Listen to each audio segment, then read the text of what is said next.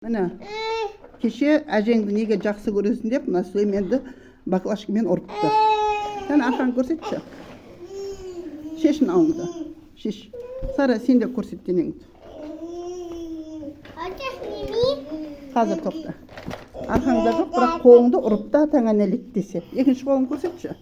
Міне, мына иығында да сондай көгерген тұр. Мына иығында да көгерген тұр. Әжеңді жақсы көрме деп ұрыпты міне. Денесін бәрін көрдің ба? Міне, көгеріпті. Кән алдыңды көрсет, шеш. Басыңды да ұрды ма? Шеш, үстіңді.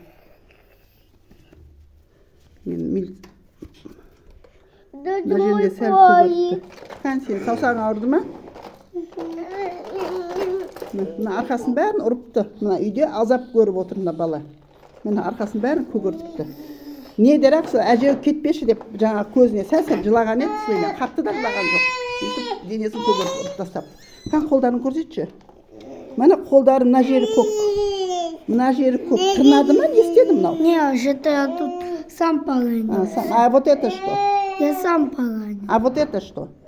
Это мама. Это мама, да? Міне мына денесінің бәрі көгергені.